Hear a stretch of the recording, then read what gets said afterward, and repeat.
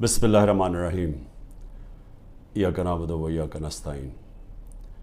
میرے پاکستانیوں، جب 70 کی دہائی میں جب میں کرکٹ کھیلتا تھا اور ہم یہاں پاکستانی سوچتے تھے کہ کون سا ملک ہے جو کہ مڈل ایسٹ کے اندر جدھر انسان جائے چھٹیوں کے لیے یا جس کی مثال دی جاتی تھی، تو آج آپ کو حیرت ہوگی سن کے کہ لوگ لبنان کی مثال دیتے تھے۔ آج دبئی کے لوگ بات کرتے ہیں کہ جی چھٹیوں کے لیے دبئی جانا ہے، تو 70 اور کافی دیر تک بلکہ 80 کی دہائی کی شروع میں سب بات کرتے تھے بیروت جانے کا۔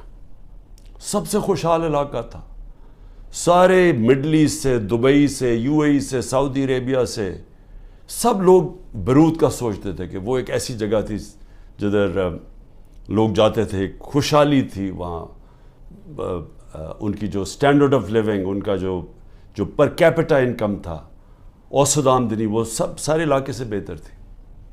پھر کیا ہوا؟ آج لبنان دنیا میں غریب ترین ملک بن چکا ہے۔ آج 70% لبنان کی جو آبادی ہے وہ غربت کی لکیر سے نیچے چلی گئی ہے۔ آج لبنان کے اندر جو پیسے والے لوگ ہیں، جو پروفیشنلز ہیں، وہ ملک چھوڑ کے چلے گئے ہیں۔ آج لبنان کے اندر جو لوگ جو فیکٹریاں لگاتے تھے، جو انڈسٹری لگاتے تھے، وہ اپنا پیسہ باہر لے گئے اور دوسرے ملکوں میں چلے گئے ہیں۔ آج وہ آپ کو دبئی میں ملیں گے، آج ابوظہبی میں لبنان سے لوگ ملیں گے، آج وہ یورپ میں چلے گئے ہیں۔ لیکن لبنان چھوڑ کے وہ لوگ چلے گئے ہیں جو جا سکتے تھے، جو پیسے والے لوگ تھے، جو ہنر تھی جن کے پاس پروفیشن تھا، وہ چھوڑ کے تو چلے گئے۔ رہ کون گیا؟ وہ لوگ جو باہر نہیں جا سکتے، جو غریب لوگوں کو ویزا نہیں ملتا باہر جانے کا، وہ رہ گئے۔ اور آج ایک وہ ملک جو خوشحال تھا، آج وہ بالکل وہ ملک بن گیا جس کو لوگ چھوڑ کے جانا چاہتے ہیں۔ میں آج اپنے ملک کی بات کرتا ہوں۔ میں اس لیے یہ کہہ رہا ہوں کہ یہ گریس کی سمندر کے اندر جو کشتی ڈوبی ہے، جس میں آپ کہتے ہیں تقریباً 300 پاکستانی تھے۔ ابھی تک ہمیں پورا پتہ نہیں، کیونکہ وہ انلیگل تھے، وہ ناجائز طریقے سے جا رہے تھے، تو اس کے ابھی تک پوری رپورٹس نہیں آ رہی۔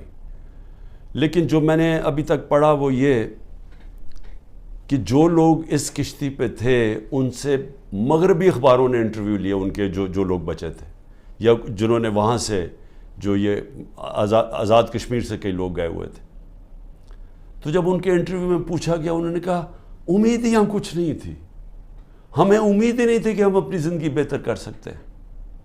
اس لیے وہ ساروں نے کیا کیا؟ پیسہ جمع کیا، قرضے لیے، پیسہ جمع کیا، قرضے لیے، پھر ناجائز طریقے سے ان کو یہ کوشش تھی کہ کہیں کسی طرح ہم یورپ میں چلے جائیں، ملک چھوڑ کے کسی طرح نکل جائے، یہاں امید ختم ہو گئی تھی۔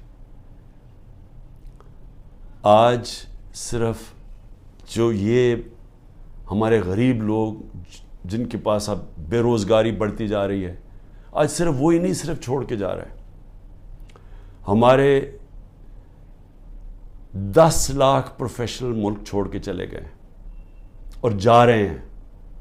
میں نے اپنے ہسپتال کی مثال اس لیے دی کیونکہ جو کینسر ہسپتال میں اسپیشلسٹ ہوتے ہیں، دنیا میں ڈیمانڈ ہوتی ہے، دنیا میں کہیں جائیں تو جتنے ہم ان کو تنخواہ دیتے ہیں 4-5 گنا زیادہ تنخواہ مل سکتی ہے وہاں۔ تو 10% ہمارے کنسلٹنٹ شوکت خان ہم سے چھوڑ کے چلے گئے ہیں یا جانے والے ہیں، کیونکہ امید چلی گئی ہے ان کو۔ اسی طرح ہر جگہ سے یہ رپورٹ آ رہی ہے، فیکٹریز پہ جو بڑے بزنسز تھیں جدھر انہوں نے پروفیشنلز ہائر کیے ہوئے تھے، ہر جگہ سے یہی آواز آ رہی ہے کہ جی لوگ سمجھتے ہیں کہ پاکستان میں امید ختم ہو گئی ہے، آگے کوئی ان کو نظر نہیں آ رہا۔ لوگ مشکل وقت برداشت کر لیتے ہیں، ہم روزہ رکھ لیتے ہیں، پتہ کہ شام کو ہم نے روزہ کھولا ہے، بھوکے رہتے ہیں سارا دن۔ اسی طرح لوگوں کو اگر یہ امید ہو کہ آگے جا کے حالات بہتر ہو جائیں گے، وہ کہا ٹھیک ہے یہ مشکل وقت برداشت کر لیتے ہیں. لیکن جو حالات اب جا رہے ہیں لوگوں کی امید جا رہی ہے ملک سے. اور میں یہ جو آج بات کر رہا ہوں میں اس لیے کر رہا ہوں, وہ جو لوگ آج اقتدار میں بیٹھے ہوئے ہیں میں ان کے لیے یہ سامنے رکھ رہا ہوں. دو قسم کے لوگ ہیں نا, ایک تو وہ ہیں جو کہ NRO والے ہیں جنہوں نے اپنے پیسہ بچانا تھا, جو صرف آئے ملک سے اس لیے تھے کہ ان کے اربوں روپے کے اوپر کرپشن کیسز تھے, تو انہوں نے تو NRO لینا تھا. میرے سے بڑی کوشش کی, میرے پیچھے پڑے رہے, پروپیگنڈا کیمپین کرتے رہے, اپنے میڈیا ہاؤسز کے ذریعے میرے خلاف پوری کیمپین چلائی کہ ملک تباہ ہو گیا, مہنگائی بہت بڑھ گئی ہے. تو انہوں نے تو ان کا مقصد کوئی ملک کی تو بہتری تھی نہیں, کہ ان کا تو پیسہ باہر پڑا, چوری کر کے ملک کا پیسہ باہر لے گئے ہیں. تو یہاں اگر جب روپیہ گرتا ہے تو ان کو تو کوئی فرق نہیں پڑتا, ملک اگر نیچے جائے گا ان کو کیا فرق پڑے گا. آج اگر یہاں لوگوں کی امید ختم ہوتی جا رہی ہے تو یہ ان کو تو کوئی فرق, ان کا پیسہ ہی پہلے باہر پڑا ہوا ہے. تو اس لیے ایک تو یہ ٹائپ ہے, لیکن دوسرے بھی ہیں, وہ ایسے لوگ ہیں جو آج اقتدار میں بیٹھے جن کا جینا مرنا اس ملک میں. میں تو ان سے آج بات کر رہا ہوں. میں لیبنان کی اس لیے مثال دے رہا ہوں کہ ہم بڑی تیزی سے اس طرف جا رہے ہیں.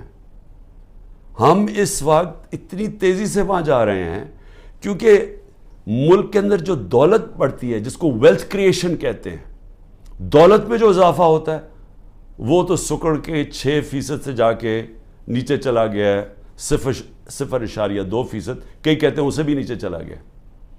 جو انڈسٹری جس کی وجہ سے روزگار ملتا تھا لوگوں کو, انڈسٹری جو ایک ایسی چیز ہے جس کی وجہ سے ٹیکس بڑھتا ہے, کیونکہ دولت بنتی ہے اس میں سے ٹیکس بنتا ہے, ملک کی آمدنی بڑھتی ہے, اس میں سے ایکسپورٹس بڑھتی ہیں, تاکہ آپ جو یہاں ڈالرز ملک میں آئیں.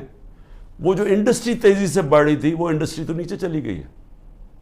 ٹیکسٹائل انڈسٹری جو سب سے بڑی ہماری جس کی وجہ سے ڈالر ملک میں آتے ہیں, ابھی سینٹ ہیئرنگ کے اندر وہ ٹیکسٹائل انڈسٹری والے لوگوں نے سینٹ کے اندر جا کے بتایا ہے کہ 40% پاکستان کی ٹیکسٹائل انڈسٹری بند ہو چکی ہے. 70 لاکھ لوگ جو ٹیکسٹائل انڈسٹری میں کام کرتے تھے وہ بے روزگار ہو گئے ہیں, اور 25% مزید اگر انہوں نے کہا کہ یہ آپ نے نہ کیا, جو قیمتیں آپ نے اتنی چڑھا دی ہیں, بجلی کی قیمت دگنی ہو گئی ہے, گیس کی قیمت کہاں سے کم پہنچ, اگر یہ آپ نے کم نہ کی تو 25% مزید اور بند ہو رہی ہے. اب یہ یاد رکھیں کہ یہ صرف سال پہلے فیصل آباد کے لوگوں سے پوچھیں, مجھے ٹیکسٹائل والے لوگ کہتے تھے کہ ہمیں ٹیکسٹائل کا ورکر نہیں مل رہا. ٹیکسٹائل انڈسٹری بوم کر رہی تھی, ٹیکسٹائل انڈسٹری کی ایکسپورٹس ریکارڈ تھی, اس کی جو وہ ٹیکس دے رہی تھی ہمیں. تو وہ 1 سال کے اندر یہ ملک کدھر سے کدھر گیا ہے کہ میں نے صرف یہ تو ٹیکسٹائل انڈسٹری جب گئی, ایکسپورٹس کم ہوئی, باقی بھی ایکسپورٹس جب کم ہوئی, جو ہمیں ڈالر میں بھیج رہے تھے ریمیٹنسز, جو ورکرز تھے, وہ 13% کم ہو گئی. ہم نے صرف 1 سال کے اندر جو ڈالر ہر سال بڑھ رہا تھا, ہمارے آخری 2-3 سال ڈالر بڑھتے جا رہے تھے, ریمیٹنسز بڑھتی جا رہی تھی, ایکسپورٹس بڑھتی جا رہی تھیں, ہر سال بڑھتی جا رہی تھیں, ریکارڈ تھی ہماری آخری 1 سال میں. وہ صرف جو ریمیٹنسز میں کمی ہوئی ہے اور جو ایکسپورٹس میں کمی ہوئی ہے وہ 7.1